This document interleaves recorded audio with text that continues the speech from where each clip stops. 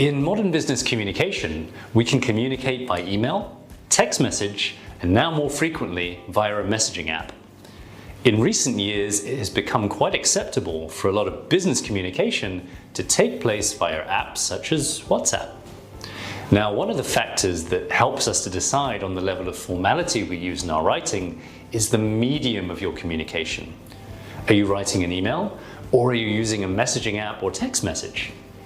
One of the challenges that English learners face is knowing the right level of formality to use in emails and messages.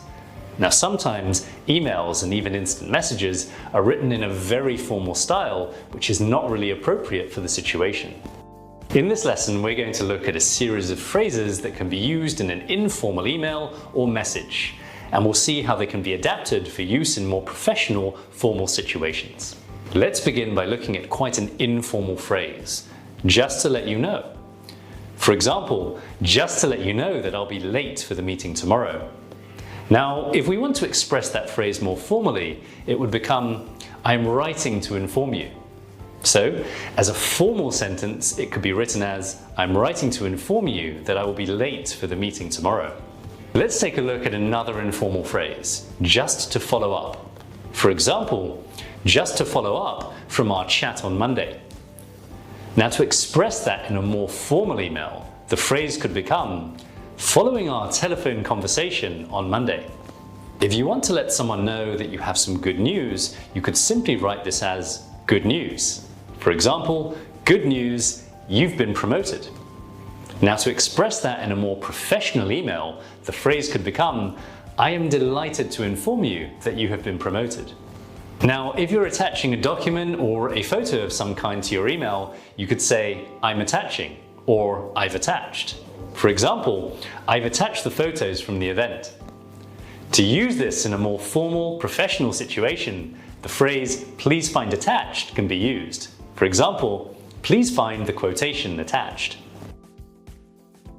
To end an informal message, you might mention the next time you're going to meet the recipient. For example, see you on Wednesday. To apply this to a more professional, formal email, you could use the phrase, I look forward to seeing you on Wednesday.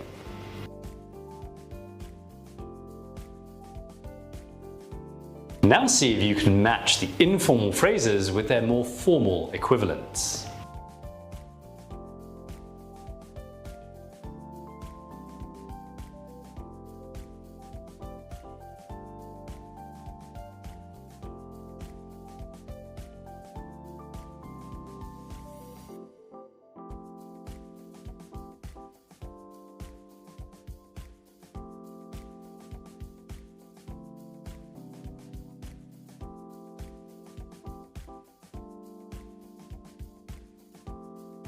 Let's check the answers and see how you did.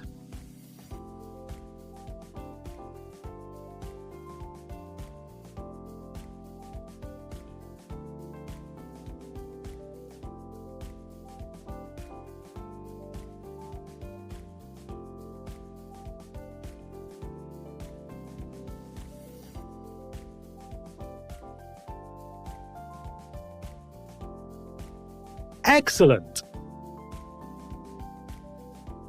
Now that we've completed the lesson, you're able to use the correct level of formality in your messages and emails. See you again for the next session of Writing for Business.